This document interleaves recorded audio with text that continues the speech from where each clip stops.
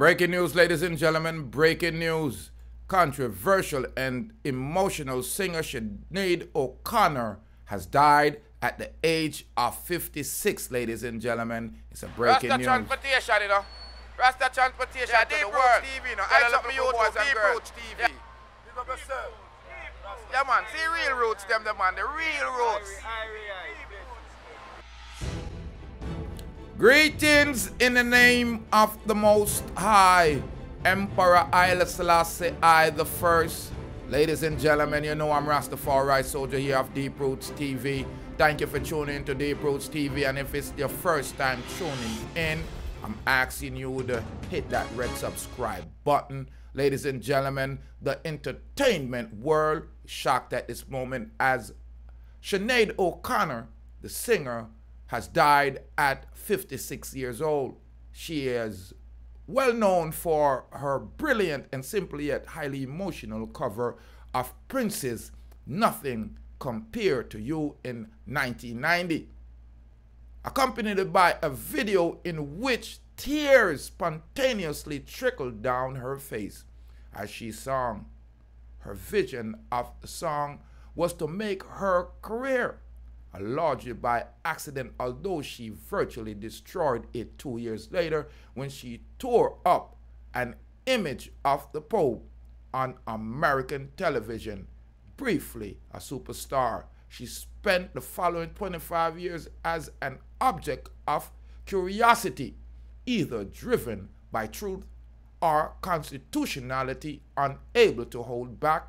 Her life was a series of public declaration and reiteration, breakdowns and comebacks, bid for attention and escape, and a desperate attempt to overcome trauma and mental illness through art, love, and religion. Nothing Compares to You set her overwhelmingly emotional vocal against large orchestra background. It would have been a hit regardless, but the video with the camera tilted on her head until the moment 3 minutes in, her tears began to roll from the wide doe eyes, made it even more compelling. In truth, she was in genuine distress, having broken up with her boyfriend and manager 2 days before. My life was really falling apart, she said later in the year. Also, it's a pretty heavy song. Don't worry, be happy. It isn't, you know.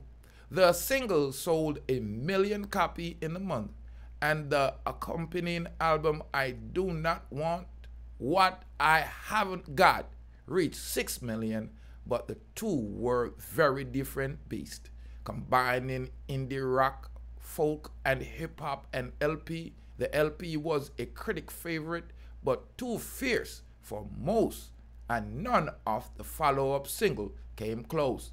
At first, O'Connor embraced fame, moving part-time to Los Angeles, appearing with such orchestra of rock and Peter Gabriel and Sting for the Amnesty International, and taking up acting. She even met Prince, saying that, of course, they got on. He must be pretty happy the amount of money he's made off of me, and then claiming he had effectively held her hostage, screaming abuse at her. It soon turned sour. Fans taking her picture in the street would often find her running after them to be told to just F off.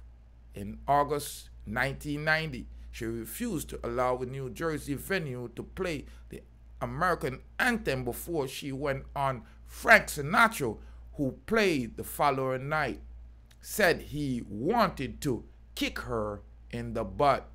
Not without a sense of humor, she dressed up in a wig and hat to protest outside one of her own shows.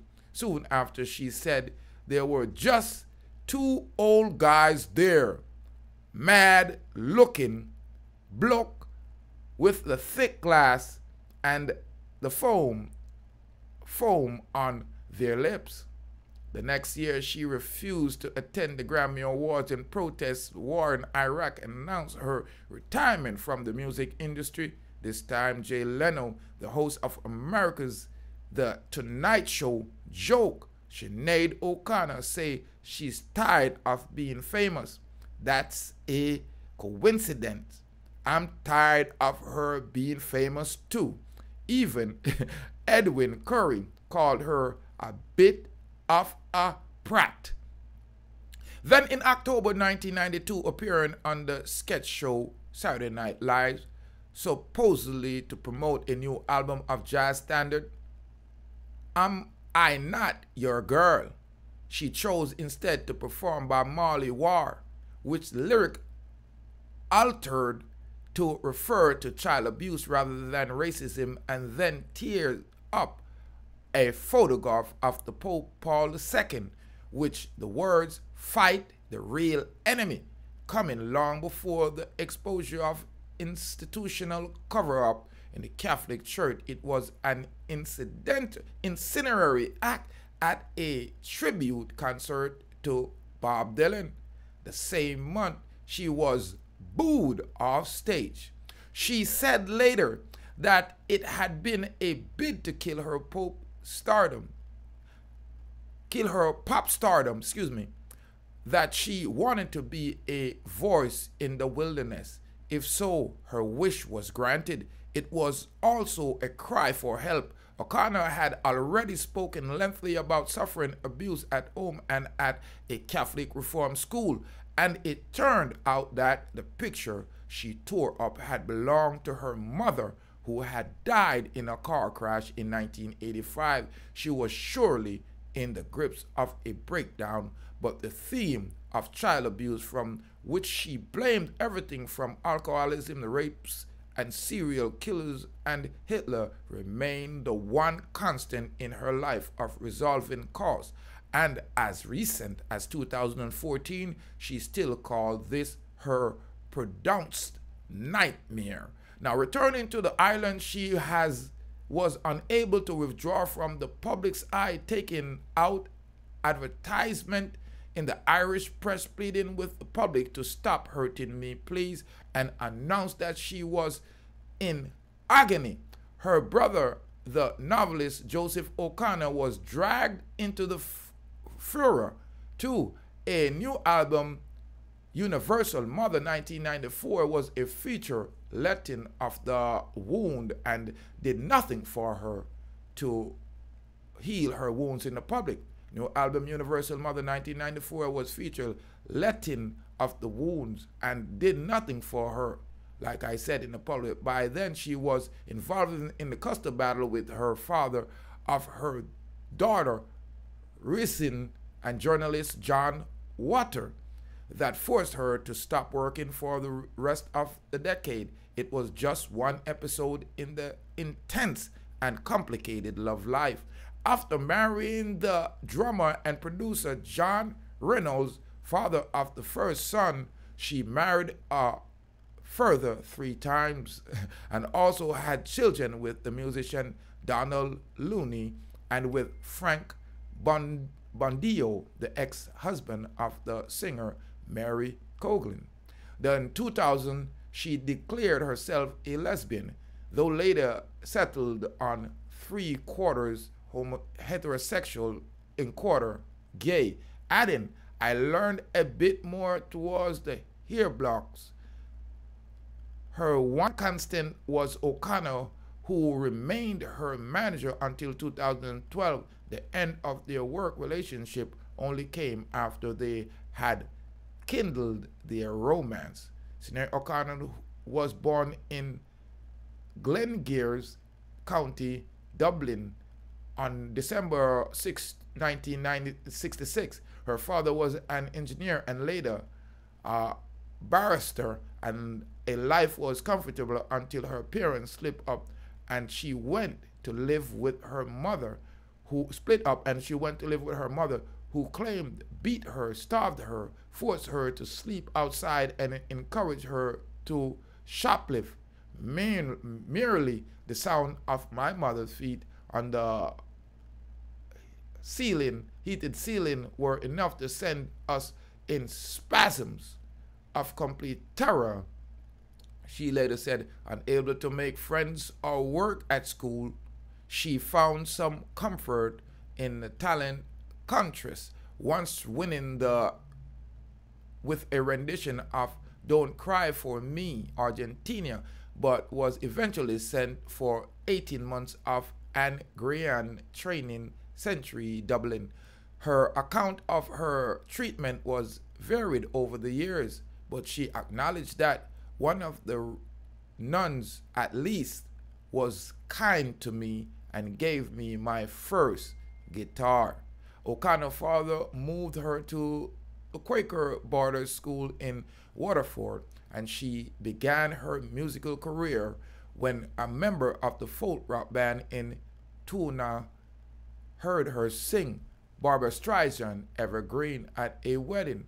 The connection stalled, but O'Connor won a contract with the Eason label while still a teenager, although she remained in her words crippling shy her whole life. Her first album, The Lion and the Cobra, effectively primarily screams theory, set an alternative rock suggesting a promising indie career was her for the taking. She shaved her head because I didn't want anyone born hairdo, and outspoken commentary a favor of the IRA and against Ireland rock hero U2 singer Bono, who as stupid turd suggested she don't want much more. The success of Nothing Compared to You was unexpected, but O'Connor stood by it, saying in 2014, "We'll lucky it a good song. Jesus, can you imagine if it was the Birdie song?" Her relationship with the religion was more complicated in 1999. While continuing to campaign against the abuse of Catholic Church, she was ordained as a priest of a breakaway Latin traditional church, although she called it just civil disobedience. They then have returned to the recording with overproduced Bald Faith and Courage 2000 and the album of mainly traditional Irish song Sinéad O'Connor. She proclaimed her new devotion to spiritual muses, embodying in the album of reggae covers Throw Down Your Arms, which with it came an acknowledged diagnosis of bipolar disorder, though by 2011 she refuted this too. By then, the advent of the social media had been given a full rein to her need to vent, and the media in between noting that her weight gain and her many brash religious trends, her tattoos reported online appealed to get laid. This resulted after 3 months in her fourth marriage in Las Vegas to Barry Hurridge, and adopted therapy, which later was just 7 days. The comeback following years in the album How About Be Me and You further had a gritty rock posture and a glossy, glooming cover, and taken remarkably serious, but when problems arrived, she medicated herself by pulling up and resulting tour. The blues bass I'm not bossy, I'm the boss. I'm not bossy, I'm the boss was also respectfully received, but sold little. Now, my condolences to the O'Connor, family. It seems like, she had a rough life, but she didn't have to. Sound like her people were well off. So I was just reporting because I'm sure everybody in the 90s remember Sinead O'Connor. I'm Rastafari soldier, ladies and gentlemen. Sorry I read such a long article. I didn't realize the article was so long. So, big up on yourself, you know, leave your comment and let me know if, you know, what's your favorite Sinéad O'Connor song. The only one that I know is Nothing Compared to You, you know. So, my condolences to this family, you know. Lost a good singer. I don't know about her person, because she seemed like she was just a drifter. More life for more job.